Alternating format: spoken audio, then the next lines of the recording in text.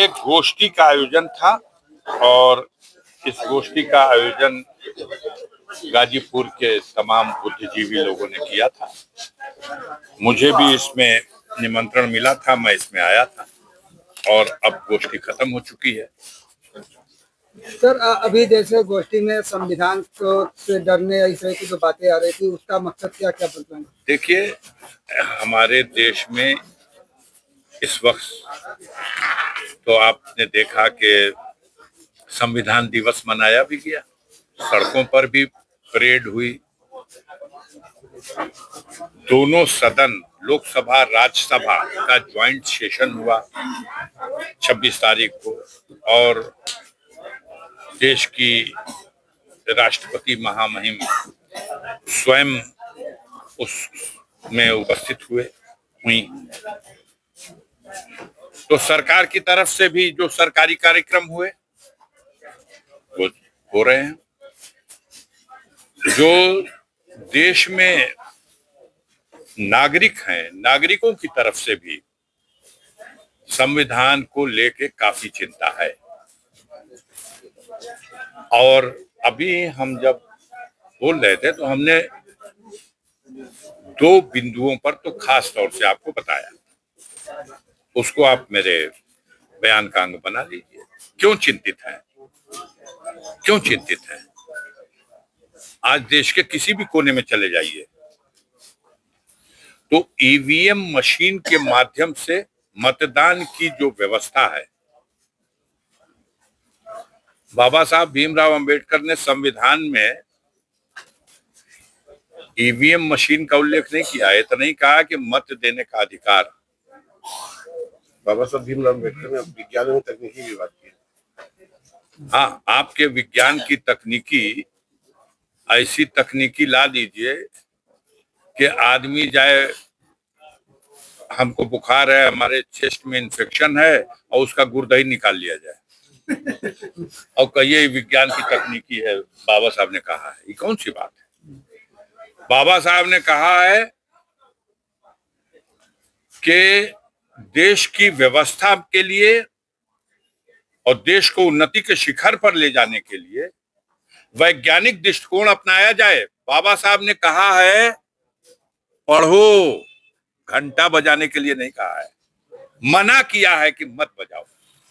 आप अगर उस पर पूछ रहे हैं तो लीजिए, उत्तर मैं दे रहा हूँ। सांसद जी कहीं लिखले बड़ा हो बोलबम ओके तो बतावा जा, ये लोग पढ़ ले होंगे। सांसद जी जो अभी जो है नए संसद में जो संगुल की अपने बात की, मैंने कहा फिर कह रहा हूँ, दो संकेत बताया जिससे जनता में, पढ़े लिखे लोगों में खतरे का आभास होने लगा। एक तो सर्वोच्च न्यायालय का वो निर्णय जिसमें कहा गया देश के लोकतंत्र की व्यवस्था में मतदान का संचालन करने के लिए जो निष्पक्ष चुनाव आयोग बनाया गया है, उस निष्पक्ष चुनाव आयोग में तीनों निर्वाचन आयुक्तों की नियुक्ति भी निष्पक्ष होनी चाहिए। और इस आदेश को खंडित करके एक नया कानून बनाया गया जिसमें प्रधानमंत्री अपने और अपने मंत्रिपरिषद के अपने अधीन अपने किसी सबऑर्डिनेट साथी को मनोनीत कर देगा और एक विपक्ष का नेता होगा और 3 निर्वाचन आयुक्त नियुक्त होंगे। साधारण सा क्लास 1 के भी बच्चे से पूछिएगा तो उसको इस व्यवस्था में दुर्गंध आएगी बेईमानी की। दूसरा, मैंने कहा कि हमारे देश की मान्यता है कि राजदंड तानाशाही का प्रतीक है और हमारा संविधान लोकतंत्र का प्रतीक है।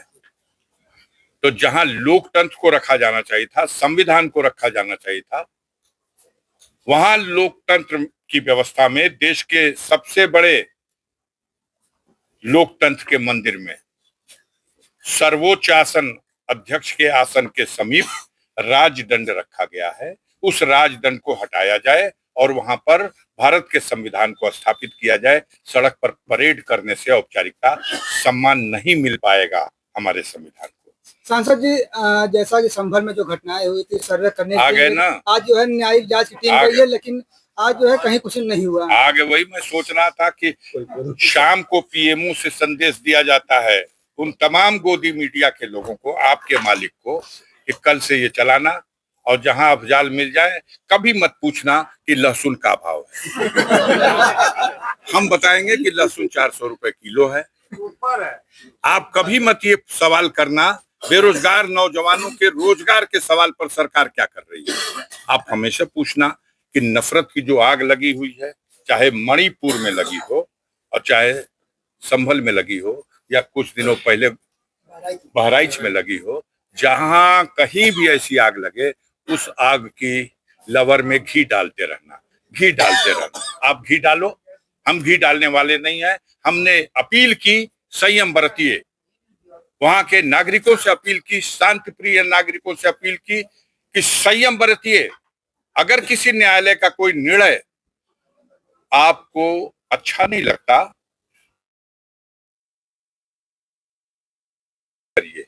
और ऐसा हुआ, माननीय सर्वोच्च न्यायालय ने इस सवाल को सुना और कहीं ना कहीं उनके जो आदेश पारित हुए हैं, व्याख्या हम नहीं करेंगे, लेकिन आदेश जो पारित हुआ है, अब बताइए इससे बड़ा कमेंट क्या हो सकता है। हम होते तो छत पर से कूद जाते।